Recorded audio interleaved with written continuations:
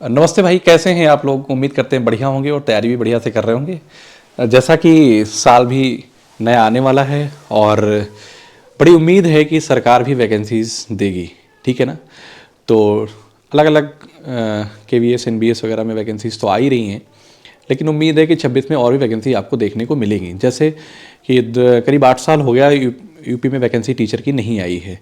तो अगर मान लीजिए अभी यूपी टेट भी नहीं हुआ है तो आपके पास प्रेशर है क्योंकि सुपर टेट की तैयारी करनी है, तो उससे बेहतर आपके लिए ये होगा कि आप उससे पहले आप सी टेट निकाल लीजिए और आराम से फिर तैयारी करिए। और एक ही याद रखिएगा कि जूनियर लेवल में लिए अगर आपकी साइंस मैथ अच्छी है तो आपके लिए प्राइमरी से बेहतर होगा, प्राइमरी से बेहतर जॉब। और दूसरी चीज़ क्या है कि आसान भी होगा आपके लिए, कंपटीशन भी वहाँ पे कम रहेगा कंपेयर टू प्राइमरी के, ठीक है ना।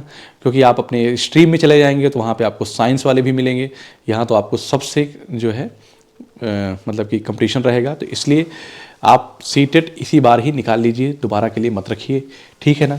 तो शुरू करते हैं। और आज का जो हमारा टॉपिक है वो रेस्पिरेशन है, और जो सी टेट पे बहुत ही इंपॉर्टेंट है रेस्पिरेशन, एक क्वेश्चन आ ही जाता है। तो जो रेस्पिरेशन होता क्या है बेसिकली, हम ये जानते हैं आमतौर पर कि जनरली कि सांस लेते इसलिए हैं कि हम जीवित रहें। ऐसा कहते हैं कि सांस बंद हो गई इंसान मर गया, ऐसा मानते हैं, लेकिन ऐसा बिल्कुल नहीं है। मतलब हम जो भोजन लेते हैं, जो भी फूड लेते हैं जिस भी फॉर्म में, ठीक है ना, तो उससे जो ऊर्जा मुक्त होती है उसे क्या कहते हैं, उसे हम श्वसन कहते हैं।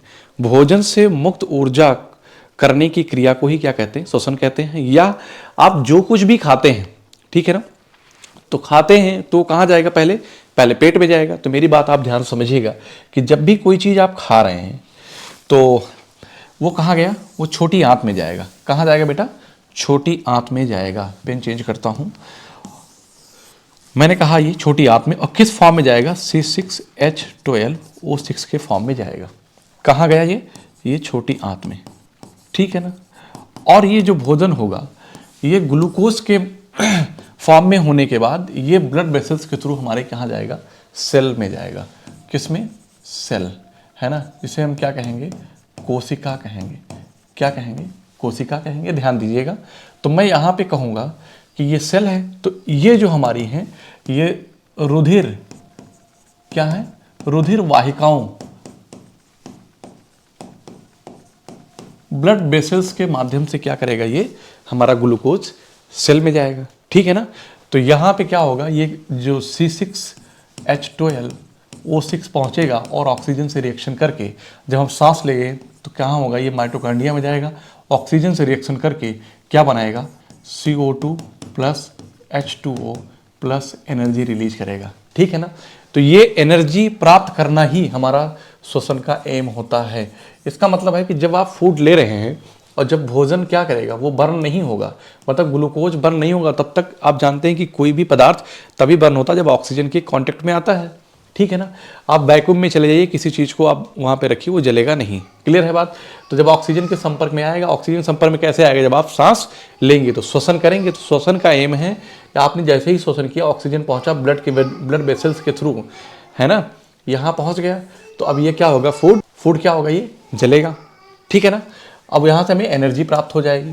क्लियर है बात, समझ में आई कि नहीं आई। तो हमारा एम क्या होता है कि भोजन से प्राप्त मुक्त ऊर्जा ही क्या कहलाती है, श्वसन कहलाती है। तो होता क्या इसमें, जैसे हमने क्या लिया कि C6 लिया, मेरी बात ध्यान से, ग्लूकोज के फॉर्म में हमने भोजन लिया, C6H12O6 हमने लिया और इसको मैंने ऑक्सीजन के साथ क्या किया, रिएक्शन कराया। जब मैंने इसको ऑक्सीजन के साथ रिएक्शन कराया तो ऑक्सीजन कार्बन मिलकर क्या बन गया, CO2 बन गया। ध्यान दीजिएगा, क्या बन गया बेटा, CO2 बन गया। और ऑक्सीजन और हाइड्रोजन के साथ रिएक्शन करके क्या बनाया, H2O बना दिया। प्लस क्या बना, तो आप कहेंगे और क्या बना, और एनर्जी बन गई। क्या बनी, एनर्जी बन गई, ठीक है ना। तो ये जो कहलाता है यही हमारा क्या होता है, श्वसन का एम यही होता है। तो C6H12 ये क्या है, ये ग्लूकोज है। ये है क्या, ये ग्लूकोज है, ठीक है। ये हमारा क्या है, ऑक्सीजन के साथ रिएक्शन किया तो कार्बन डाइऑक्साइड बना, H2O बना और एनर्जी बनी। और एनर्जी किस फॉर्म में बनेगी, तो आप कहेंगे सर एनर्जी ATP के फॉर्म में बनेगी, ATP के फॉर्म में बनेगी। कहने का मतलब है कि ATP को एडिनोसिन ट्राईफॉस्फेट, ATP को कहा जाता है, क्या कहा जाता है, adenosine try phosphate, adenosine try phosphate, ठीक है ना, बात ठीक है। तो एटीपी क्या है, एडिनोसिन ट्राई फॉस्फेट।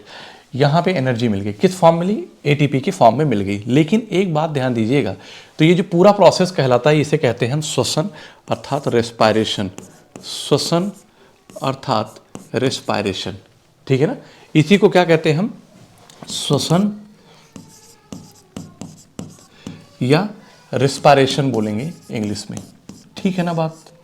यहाँ तक किसी बच्चों को कोई दिक्कत है क्या, आप कहेंगे नहीं सर। लेकिन आगे हम बात करें कि अगर कोई भी सब्सटेंस है, कहने का मतलब है कि मैंने कोई एक ईंधन लिया, मीथेन, मीथेन को हम क्या कहेंगे, CH4, CH4। मीथेन को जब हम ऑक्सीजन के साथ रिएक्शन कराएंगे तो क्या बनाएगा, ऑक्सीजन और कार्बन मिलकर CO2 बनाएंगे, मेरी बात ध्यान रखना, प्लस H2O बनाएंगे, और क्या बनाएंगे, एनर्जी बनाएंगे, ठीक है ना।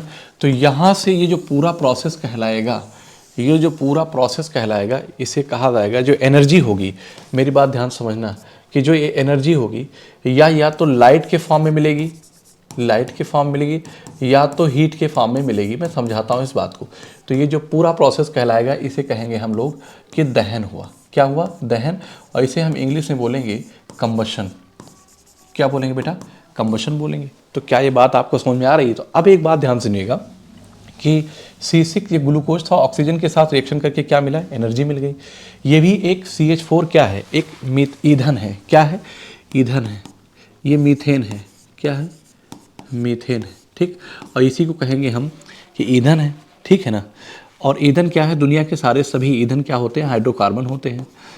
क्या होते हैं, हाइड्रोकार्बन होते हैं।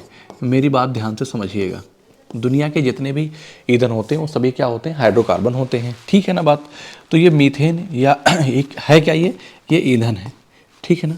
तो आप एक चीज़ यहाँ पे ये देख रहे होंगे कि यहाँ से भी श्वसन में भी हमें एनर्जी मिली और दहन के केस में भी हमें एनर्जी मिली। लेकिन फ़र्क इतना था श्वसन और दहन में कि यहाँ एनर्जी एटीपी के फॉर्म मिली, यहाँ एनर्जी लाइट और हीट के फॉर्म में मिली, ठीक है ना, लाइट और हीट के फॉर्म में मिली। जैसे जो गोबर गैस होती है इसे बायोगैस भी कहते हैं। क्या बोलते हैं इसे, मीथेन को हम बायोगैस भी कहते हैं। आप पहले, अब तो मतलब कि सबको गैस मिल जा रही है, LPG। पहले गैसेस इतनी आसानी से नहीं मिलती थी, तो लोग बायोगैस बनाते थे, उस पर अपने भोजन वगैरह का प्रबंध करते थे, मतलब बनाते थे वहाँ पे बायोगैस के माध्यम से, ठीक है ना। तो मैं कह सकता हूँ कि श्वसन और दहन दोनों एक ही प्रकार की क्रिया है। कैसे है कि अब आप कह सकते हैं कि जो श्वसन है और दहन दोनों कैसी क्रिया हैं, एक ही प्रकार की क्रिया है। बस फर्क क्या है, यह बॉडी के अंदर होता है, ये कहाँ होता है, यह बॉडी के अंदर होता है, मतलब कि शरीर के अंदर होता है। कहाँ होता है, शरीर के अंदर होता है, ठीक है। और यह क्या होता है, यह शरीर के बाहर होता है, शरीर के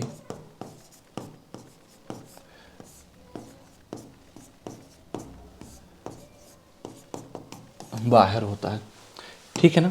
ये शरीर के अंदर होता है, ये बाहर होता है। लेकिन श्वसन और दहन दोनों कैसी हैं, एक ही प्रकार की क्रिया है। दोनों का एम क्या है, एनर्जी प्राप्त करना। दोनों में एनर्जी अलग अलग फॉर्म में प्राप्त होती है। क्लियर है बात। आगे चलते हैं। तो हमने यहाँ पे ये बताया कि श्वसन प्रकाश संश्लेषण की विपरीत प्रक्रिया होती है। इस पॉइंट को हम समझते हैं, ठीक है ना। श्वसन प्रकाश संश्लेषण की विपरीत प्रक्रिया होती है, कैसे, देखो। अब हम प्रकाश संश्लेषण की अगर बात करें यहीं पे, तो क्या होता था उसमें, हम लोग इन्वायरमेंट से कार्बन डाइऑक्साइड लेते हैं और सॉइल से जल लेते हैं, ठीक है ना।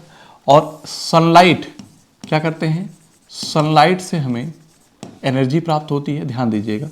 और जो सनलाइट से हमें जो ऊर्जा प्राप्त होगी, सनलाइट के थ्रू हमें एनर्जी जो प्राप्त होती है, ध्यान देना। और ये क्या होगी कि पर्णहरित, क्लोरोफिल है ना, पर्णहरित में क्या होगी, वो एब्जॉर्ब होगी। तो हमें क्या मिलेगा, ग्लूकोज बनेगा और क्या बनेगा, ऑक्सीजन रिलीज करेगा। मतलब कार्बन डाइऑक्साइड कहाँ से लिया मैंने, इन्वायरमेंट से, ध्यान देना, इन्वायरमेंट से मैंने कार्बन डाइऑक्साइड लिया, और सॉइल से क्या ले लिया मैंने, मिट्टी से मैंने जल ले लिया, सनलाइट के थ्रू एनर्जी लिया, तो वो एनर्जी एब्जॉर्ब हुई किसमें, पर्णहरित में। तो क्या बन गया है यहाँ पे, C6H12O6 प्लस ऑक्सीजन मिल गई।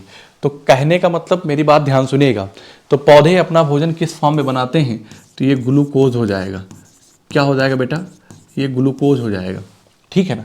और ऑक्सीजन क्या किया, रिलीज कर दिया। क्लियर है बात। तो ये जो पूरा प्रोसेस कहलाता है, ये जो पूरा प्रोसेस है, इसे कहा जाएगा कि प्रकाश संश्लेषण। ध्यान दीजिएगा, क्या कहेंगे हम, प्रकाश संश्लेषण, प्रकाश संश्लेषण, ठीक है ना।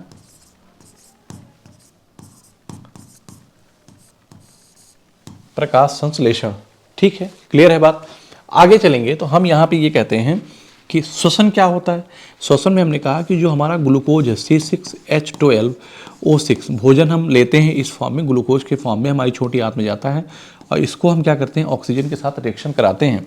तो मिलता मुझे क्या है, यहाँ पे मुझे मिल जाएगा CO2 प्लस जल मिलता है, और हमें एनर्जी मिलती है, अर्थात ऊर्जा मिलती है। तो मेरी बात ध्यान से सुनिएगा, तो दोनों में उसने कहा है कि, अब मेरी बात ध्यान से सुनो, ठीक है।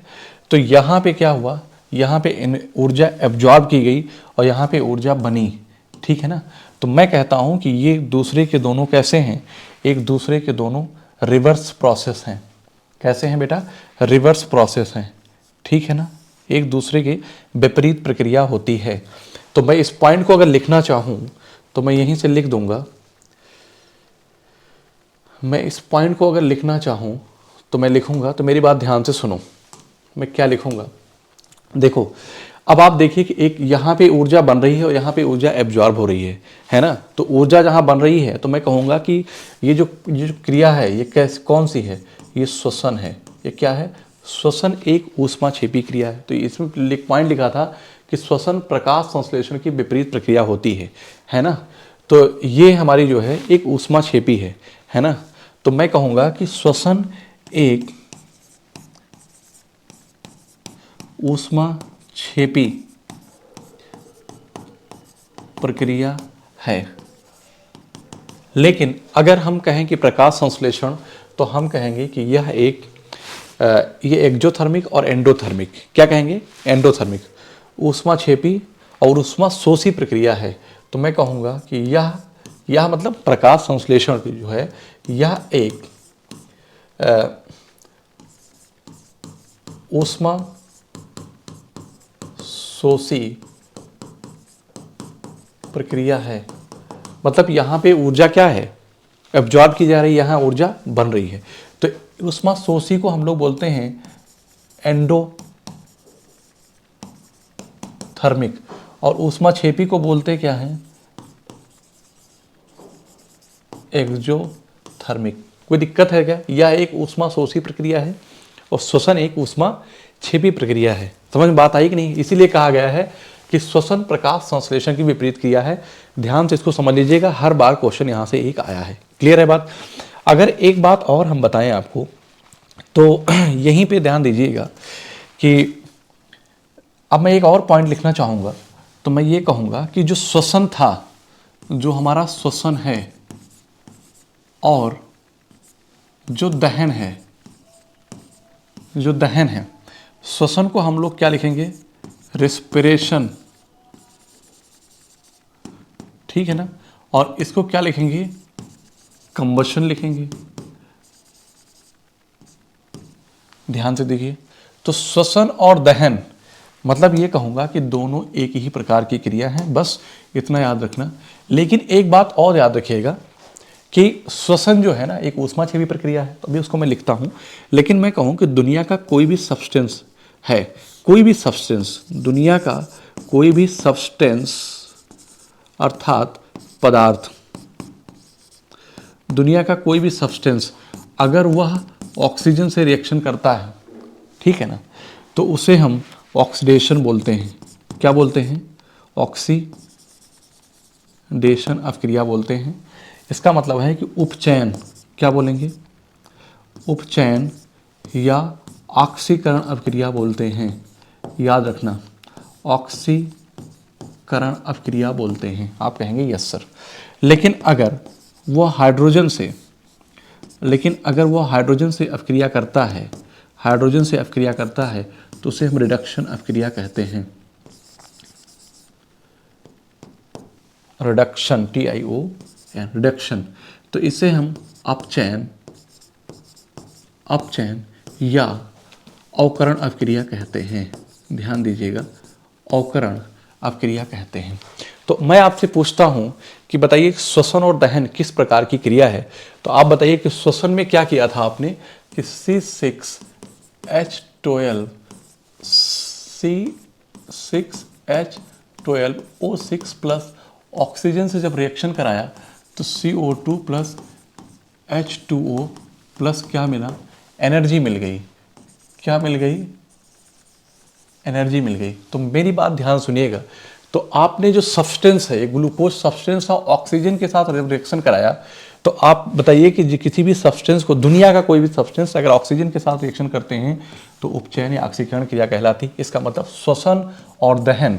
और हमने दहन में क्या किया था, दहन वाली अभिक्रिया में मैंने क्या किया था, इसको बताइए जरा।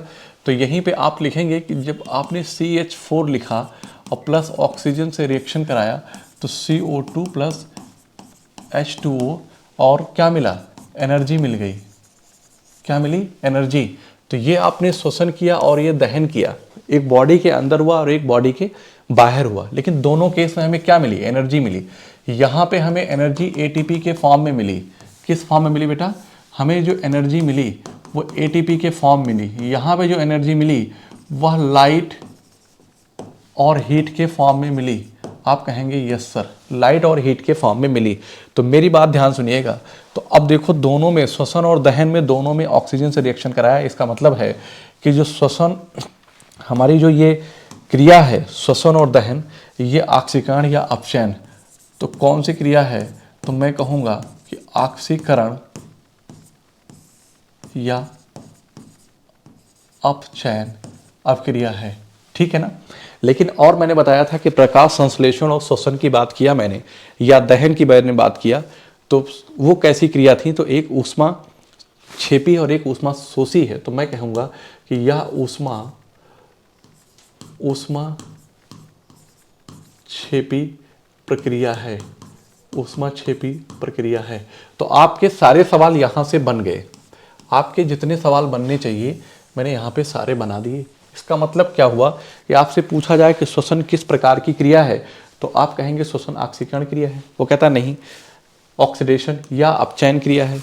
ठीक है ना, सॉरी अपचयन नहीं, उपचयन होगा बेटा। यहाँ पे मैंने थोड़ा सा अपचयन नहीं उपचयन कहूँगा, यहाँ पे हिंदी में थोड़ा सा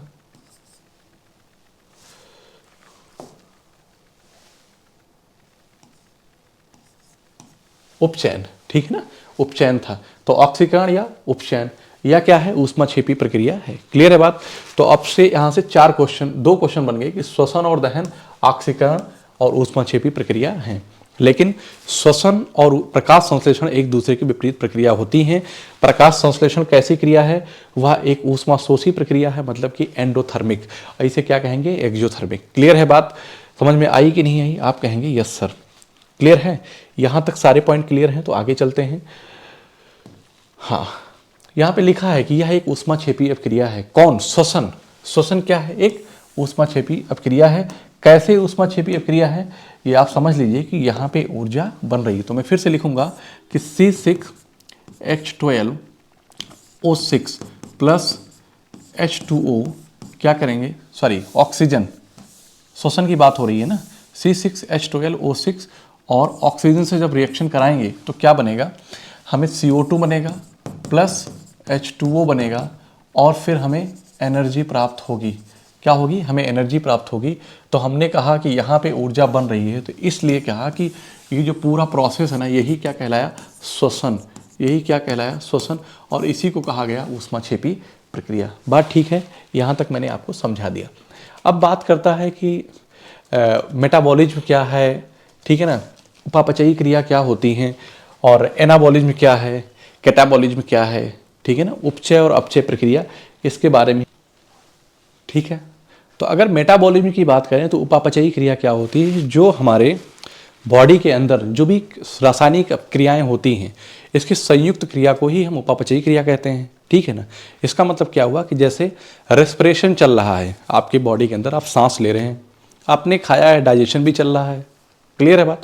तो रेस्पिरेशन हो रहा है, डाइजेशन हो रहा है, ठीक है ना, एक्सक्रेशन हो रहा है, और भी जितने भी जो केमिकल प्रोसेस हो रहे हैं, जो रासायनिक जो चेंजेज मतलब परिवर्तन हो रहा है ना, रासायनिक जो क्रिया हो रही है बॉडी के अंदर, वो हमारी क्या कहलाती है, इसकी संयुक्त क्रिया को क्या कहा जाता है, मेटाबॉलिज्म, उपापचय क्रिया।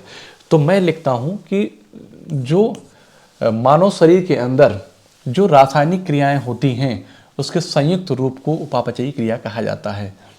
मैं लिखता हूं कि मानव शरीर के अंदर, मानव शरीर के अंदर, मानव शरीर के अंदर, मानव शरीर के अंदर, ध्यान देना, जो रासायनिक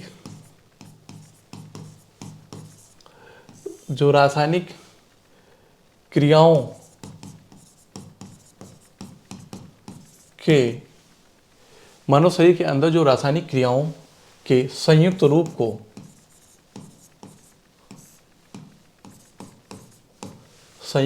को मानव शरीर के अंदर जो रासायनिक क्रियाओं के संयुक्त रूप को क्या कहा जाता है, मेटाबॉलिज्म, मतलब कि उपापचयी क्रिया कहा जाता है, उपापचयी क्रिया कहा जाता है, उपापचयी क्रिया कहा जाता है, क्रिया कहा जाता है। आपसे डेफिनेशन कहीं नहीं पूछेगा, ठीक है ना, कहा जाता है। मैंने क्या कहा कि आपके बॉडी के अंदर एक साथ बहुत सारी क्रियाएं होती हैं, आप रेस्पिरेशन कर रहे हैं, डाइजेशन कर रहे हैं, पंपिंग भी चल रही है, ठीक है, एक्सक्रेशन भी हो रहा है। तो मतलब जो एक साथ ये संयुक्त क्रिया हो रही है, इस रासायनिक क्रिया, संयुक्त रासायनिक क्रिया को ही हम उपापचयी क्रिया कहते हैं, ठीक है ना। अगर एनाबॉलिज्म और कैटाबॉलिज्म की बात करें तो कह रहा है कि श्वसन एक अपचय प्रक्रिया है। आप कहेंगे कैसे? कहने का मतलब है कि जहां पे कोई सब्सटेंस टूट रहा है, ठीक है ना, वहां वो कहलाती है कटा, मतलब कट रहा है अर्थात ब्रेक हो रहा है, ऐसा समझो।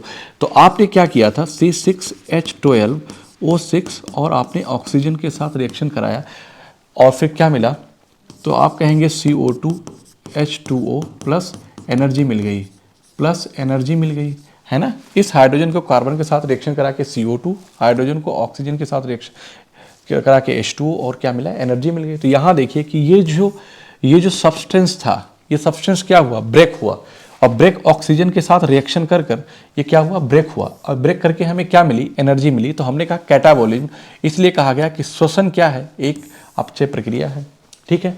तो आप कहेंगे सर कि उपचय प्रक्रिया क्या है, एनाबॉलिज्म क्या, कौन सी क्रिया होती है। तो ये तो इंपॉर्टेंट पॉइंट था, आप यहाँ से समझ गए होंगे कि जहाँ पे कोई सब्सटेंस अर्थात ग्लूकोज ऑक्सीजन के साथ रिएक्शन करके ब्रेक हो रहा है, ठीक है ना, जहाँ बन रहा हो, कैसे बन कैसे रहा है, तो उसे हम एनाबॉलिज्म। यहाँ पे हम कहते हैं जो बन रहा हो, क्या हो, टू मेक, ऐसा भी कह सकते हैं हम, टू मेक, है ना, टू मेक जहां बन रहा हो, और हम कह दें टू ब्रेक जहां टूट रहा हो। तो बनने की अगर बात करें तो हम कहेंगे कि इन्वायरमेंट से हमने कार्बन डाइऑक्साइड लिया, और सॉइल से जल लिया, और सनलाइट के थ्रू क्या लिया हमने, एनर्जी प्राप्त किया, और ये क्लोरोफिल अर्थात पर्णहरित में, याद रखना क्लोरोफिल में क्या हुआ, एब्जॉर्ब हुआ, और जब क्लोरोफिल में एब्जॉर्ब हुआ तो हमें क्या मिला, हमें C6H12O6 प्लस ऑक्सीजन। तो आप बताइए कि आपने सब्सटेंस अर्थात ग्लूकोज को क्या किया, यहाँ पे बनाया। तो आप, हमने कहा टू मेक, यहाँ पे उस सब्सटेंस को ब्रेक किया ऑक्सीजन के साथ रिएक्शन करके, यहाँ पे बनाया। तो ये जो पूरा प्रोसेस है, ऊपर वाला तो श्वसन था, और ये क्या है, प्रकाश संश्लेषण है। क्या है, प्रकाश संश्लेषण है। पौधे अपना भोजन किस विधि से बनाते हैं, तो आप कहेंगे सर प्रकाश संश्लेषण विधि से बनाते हैं, संश्लेषण, प्रकाश संश्लेषण, ठीक है ना। किस प्रकाश संश्लेषण एक क्या है, एनाबॉलिज्म, मतलब उपचय क्रिया है, एक उपचय क्रिया है। बताओ भाई कोई दिक्कत है क्या यहाँ तक किसी को? ठीक है, तो इसका मतलब है कि जो श्वसन है एक अपचय प्रक्रिया है। ठीक, तो एना का मतलब टू मेक, केटा का मतलब टू ब्रेक, कट। क्लियर है बात? आगे चलते हैं। कह रहा है कि श्वसन की क्रिया कहाँ संपन्न होती है? श्वसन की क्रिया कहाँ संपन्न होती है? तो मैं कहता हूं कि हमारे सेल क्या होता है, एक मिनट, ये हमारा क्या है? सेल है, ध्यान देना, सेल है।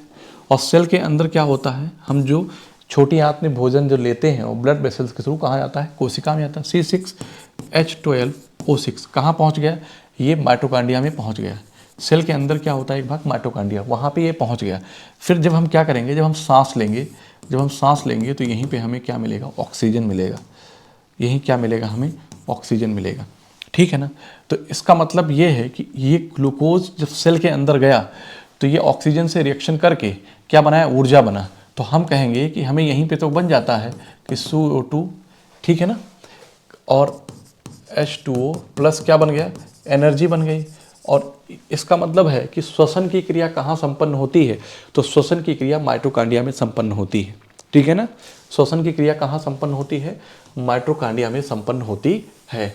तो आंसर लिखा हुआ है कि माइटोकांड्रिया। कैसे? जब आपने भोजन लिया तो वो छोटी आंत में ग्लूकोज के रूप में कन्वर्ट हो गया, ब्लड वेसल्स के थ्रू वो सेल में पहुंचा। सेल के अंदर माइटोकांड्रिया होता है। माइटोकांड्रिया फिर हमने जैसे ही ऑक्सीजन लिया तो ऑक्सीजन से ग्लूकोज रिएक्शन कर कहाँ? इसका मतलब है कि अब लास्ट में ग्लूकोज कहाँ पहुंच गया? माइटोकांड्रिया में, सेल के अंदर माइटोकांड्रिया में।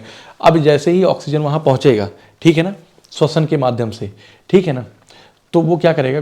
कार्बन डाइऑक्साइड H2O और एनर्जी रिलीज करेगा। तो ऊर्जा कहाँ बन गई? माइटोकांड्रिया बन गई।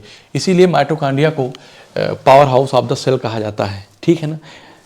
माइटोकांड्रिया को power house of the cell, mitochondria को कोशिका का घर या भट्ठी, फर्नेस ऑफ द सेल या चूल्हा भी कहा जाता है। ठीक है ना? तो तीन नाम है, power house of the cell, furnace of the cell, ठीक है ना, और चूल्हा ऑफ द सेल। मतलब कि ऊर्जा की भट्ठी कहा जाता है कोशिका का, या ऊर्जा का घर कहा जाता है, ऊर्जा का चूल्हा भी कहा जाता है। एटीपी को ऊर्जा की मुद्रा भी कहा जाता है। एडेनोसिन ट्राइफॉस्फेट, एटीपी को, चूंकि जो ऊर्जा बनती है श्वसन में, जो ऊर्जा बनती है वो एटीपी के फॉर्म में बनती है। ठीक है ना? लेकिन दहन में ऊर्जा लाइट और हीट के फॉर्म में बनती है। ध्यान रखना, हम लोग यहाँ पर रेस्पिरेशन पढ़ रहे हैं तो हम एटीपी को ऊर्जा की मुद्रा भी कहते हैं। तो मैंने यहाँ पे बताया था कि कोई भी सब्सटेंस अगर ऑक्सीजन और हाइड्रोजन से रिएक्शन करता है तो ऑक्सीकरण या अपचयन कहलाता है। अगर ऑक्सीजन से करेगा तो ऑक्सीकरण या अपचयन, उपचयन। और रिडक्शन हाइड्रोजन से करेगा कोई भी सब्सटेंस, दुनिया का कोई भी सब्सटेंस अगर हाइड्रोजन से रिएक्शन करता है तो रिडक्शन और अपचयन कहलाता है। ठीक है? अवकरण कहते हैं जिसे। क्लियर है बात? अब आगे बात आ रही है कि ऑक्सी और अनाक्सी श्वसन की। ठीक है ना? जिसे हम वायवीय या अवायवीय श्वसन भी कहते हैं, जिसे हम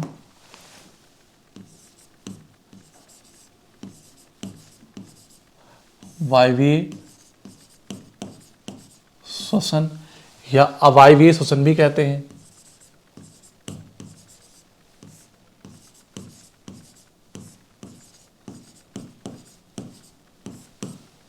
अवायवीय श्वसन मतलब वायवीय और अवायवीय श्वसन।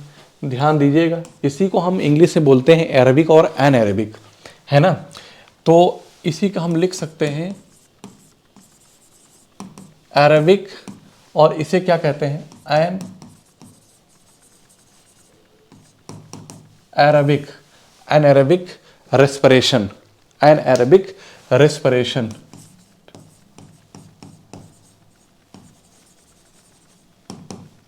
रेस्पिरेशन, ठीक है ना? एरोबिक, इसे क्या कहेंगे? Respiration, anaerobic respiration. ठीक है ना? तो मैं यहाँ पे कहूँगा कि जो ऑक्सीजन होता है वो ऑक्सीजन की उपस्थिति में होता है। मतलब कि अभी मैं एक एक चीज़ आपको समझा देता हूँ यहाँ पे अच्छे से, कि जो भी ऑक्सीजन होगा वो ऑक्सीजन की उपस्थिति में होगा। तो जब ऑक्सीजन की उपस्थिति में होगा तो भोजन का पूर्ण दहन होगा, और ये ऑक्सीजन की अनुपस्थिति में होता है तो यहाँ पे भोजन का आंशिक दहन होता है। इसका मतलब है कि आंशिक दहन होता है। जब पूर्ण दहन होगा तो ऊर्जा अधिक मात्रा में प्राप्त होती है, और यहाँ पे ऊर्जा क्या होगी? कम मात्रा में प्राप्त होगी, कम मात्रा में। बात ठीक है ना? क्या ऊर्जा की बात कर रहा है? इसका जो अंतिम उत्पाद होगा, मतलब ऑक्सीजन में जो अंतिम उत्पाद होता है वो क्या बनता है? 38 एटीपी या 36 एटीपी ऊर्जा का निर्माण होता है। 36 या 38 एटीपी ऊर्जा का निर्माण होता है, ठीक है ना। लेकिन जो अंतिम उत्पाद होता है, जो अनाक्षी श्वसन होता है, वो दो प्रकार से होता है। एक तो सूक्ष्म जीवों में होता है। सूक्ष्म जीवों में अगर मैं कह दूं यहीं पे नंबर 1, ये कहाँ होगा? सूक्ष्म जीवों में। जब सूक्ष्म जीवों में होगा तो एथिल अल्कोहल कार्बन डाइऑक्साइड और एथिल अल्कोहल कार्बन डाइऑक्साइड और 2 एटीपी ऊर्जा का निर्माण होता है। तो याद रखिएगा, दूसरी बात क्या है कि यहाँ पे बी नहीं रहेगा, यहाँ पॉइंट आ जाएगा दूसरा, ये पॉइंट 2 लिखा जाएगा। इसको क्या लिखा जाएगा बेटा? ये पॉइंट 2 लिखा जाएगा।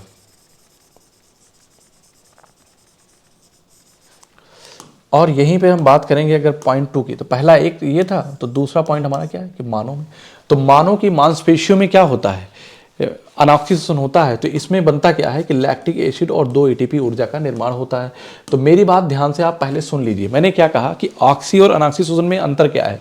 तो जो ऑक्सी श्वसन होता है वो ऑक्सीजन की प्रेजेंस में होता है, अनाक्षी श्वसन ऑक्सीजन की एब्सेंट में होता है, मतलब कि ऑक्सीजन की अनुपस्थिति में। भोजन का पूर्ण दहन होता है, उसमें भोजन का आंशिक दहन होता है। काफ़ी अधिक मात्रा में ऊर्जा उत्पन्न होती है, बहुत ही कम मात्रा में ऊर्जा उत्पन्न होती है। अंतिम उत्पाद जो होता है वो 36 एटीपी या 38 एटीपी होता है। किसमें? ऑक्सी में। अनॉक्सी में 2 एटीपी का ऊर्जा का निर्माण होता है, लेकिन कहाँ? एक तो मांसपेशियों में होगा, मानव की मांसपेशियों में, ठीक है ना। अंतिम उत्पाद सूक्ष्म जीवों में और एक मांसपेशियों में मानव की, ठीक है ना। यही मांसपेशियों में ही लैक्टिक एसिड और क्या बनता है? 2 एटीपी। इसी लैक्टिक एसिड के कारण ही मांसपेशियों में मानव को क्या होता है? थकान महसूस होती। एथिल अल्कोहल CO2 और 2 एटीपी का निर्माण होता है। इसका मतलब है भाई इतना आप याद रखो कि अनाक्षी श्वसन में 2 एटीपी ऊर्जा का निर्माण होता है, प्लस सूक्ष्म जीवों और लैक्टिक एसिड बनता है मानव और सूक्ष्म जीवों में अलग अलग। क्लियर है बात? अब मैं इसमें से अगर कुछ समझाना चाहूँ आपको कि ऑक्सीजन की उपस्थिति में कैसे होता है, चलो आगे बताते हैं। हाँ, या कोशिका द्रव एवं माइटोकांड्रिया में होता है, या कोशिका द्रव्य क्या होता है? द्रव नहीं, कोशिका द्रव्य या माइटोकांड्रिया में होता है, या केवल कोशिका द्रव में होता है, ठीक है ना। कोशिका द्रव में होता है अनाक्षी श्वसन, ठीक है। ये बहुत इंपॉर्टेंट पॉइंट है, इस पे आप याद रखिएगा, ठीक है। अगर मैं आपको समझाना चाहूँ कि ऑक्सी और अनाक्षी श्वसन होता कैसे है, तो मैं इस बात को आपको समझा देता हूँ कि देखिए, जैसे हाँ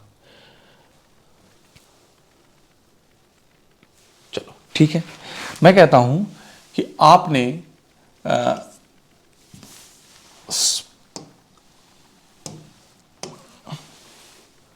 C6H12O6 है प्लस ऑक्सीजन के साथ रिएक्शन किया, तो क्या हुआ? वो CO2 प्लस H2O प्लस क्या बन गया? एनर्जी। आप कहेंगे ठीक है, तो जो C6H12 ये ग्लूकोज है, ये ग्लूकोज क्या होगा? मेरी बात ध्यान सुनिएगा। तो ये ग्लूकोज कोशिका द्रव में क्या होगा? कोशिका द्रव, जिसे हम क्या बोलते हैं? साइटोप्लाज्म। साइटोप्लाज्म कोशिका द्रव में क्या होगा कि ये ब्रेक हो जाएगा और वहां पे पायरुविक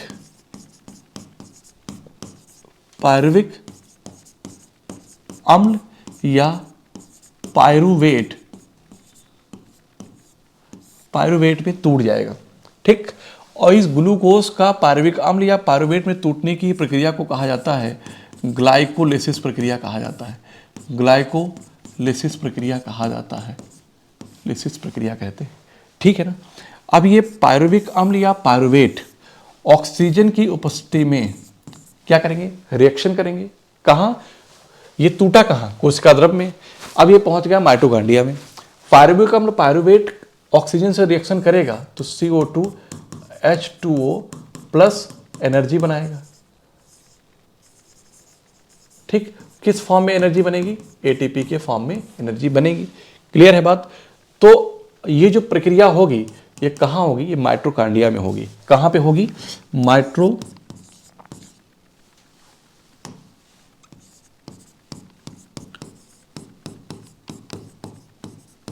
माइटोकांड्रिया में, ठीक। और इस प्रक्रिया को ही कहा जाता है क्रेब्स साइकिल, क्रेब्स चक्र कहा जाता है। बहुत इंपॉर्टेंट है, क्रेब्स चक्र कहा जाता है। तो मैं आपको पूरी बात समझा दूंगा अभी, बस आप 1 मिनट देखते रहिए। मैंने कहा कि ग्लूकोज का पायरुविक अम्ल क्या हुआ, ग्लूकोज छोटी आंत में जाएगा, अब वो क्या होगा कि वो कन्वर्ट होगा, ठीक है ना। तो ब्लड वेसल्स के थ्रू वो हमारे कहाँ जाएगा, कोशिका के अंदर, सेल के अंदर जाएगा। तो पायरुविक अम्ल मतलब कि ग्लूकोज का पायरुविक अम्ल या पायरुवेट में टूटना ही ग्लाइकोलिसिस कहलाता है। ये प्रक्रिया कहाँ संपन्न होती, कोशिका द्रव्य में संपन्न होती। अब ये पायरुविक अम्ल या पायरुवेट ऑक्सीजन के, इसी को कहा जाता है ऑक्सीजन के प्रेजेंस में, है ना। तो ऑक्सीजन, कार्बन डाइऑक्साइड, H2O और एनर्जी बनेगा, ठीक। और इस पूरी प्रक्रिया को क्या कहा जाता है कि ऑक्सीश्वसन कहा जाता है। क्या कहा जाता है, ऑक्सीश्वसन कहा जाता है, ऑक्सीश्वसन कहा जाता है, ठीक है ना बात। दूसरा पॉइंट क्या है कि यही जो पायरुविक अम्ल है अब ऑक्सीजन की अनुपस्थिति में होगा। तो मैंने कहा कि अब ये जो एनर्जी बनेगी ना वो 36 या 38 एटीपी ऊर्जा का निर्माण होगा, ठीक है ना। कब, ऑक्सीश्वसन में, ऑक्सीश्वसन में। लेकिन यहां पे ऑक्सीजन का एब्सेंट हो जाएगा तो हम कहेंगे कि सूक्ष्म जीवों में, सूक्ष्म जीव में और क्या होगा, सूक्ष्म जीव के बाद हम क्या कहेंगे कि मानव मांसपेशियों में, मानव मांसपेशियों में। तो मैंने इन सारी बातों को वहां पे डिफरेंस में लिख दिया है। मांसपेशियों में क्या होगा, जब सूक्ष्म जीवों में होगा तो आपने ये कहा कि क्या बनेगा, एथिल एल्कोहल, क्या बन जाएगा, एथिल एल्कोहल, ठीक, plus CO2 plus H2 sorry plus 2 ATP, plus 2 ATP, ठीक है ना। इसका मतलब है कि अवायवीय श्वसन में तो ये जो कहलाएगा अब मतलब कि वायवीय और अवायवीय अनाक्षी श्वसन में 2 ATP ऊर्जा का निर्माण हुआ। यहां पे क्या होगा, यहां पे बनेगा lactic acid, lactic acid, lactic acid plus 2 ATP का निर्माण होता है। और इसी लैक्टिक एसिड के कारण ही तो ये जो पूरा प्रोसेस है ये जो कहलाता है, ये कहलाता है अवायवीय मतलब कि अनाक्षी, क्या, अनाक्षी श्वसन, अनाक्षी श्वसन या अवायवीय श्वसन, ठीक है। तो ऑक्सीजन की जो प्रेजेंस में होगा उसमें ऊर्जा 36 या 38 ATP का निर्माण होगा। यहाँ पे जो होगा वो 2 ATP का निर्माण होगा। लैक्टिक अम्ल के कारण ही मांसपेशियों में मतलब कि क्रैम्प अर्थात थकान महसूस होती है। तो मैं लिख देता हूं कि इसे लैक्टिक अम्ल के कारण ही मांसपेशियों में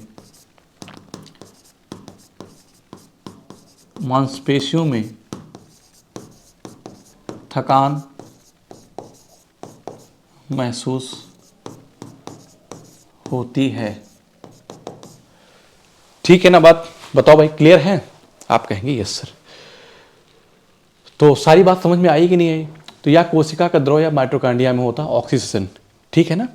और यह केवल और केवल कोशिका द्रव में होता है अनऑक्सीजन। क्लियर है बात। तो आज यहीं तक रखते हैं और मिलते हैं आपसे अगली क्लास में।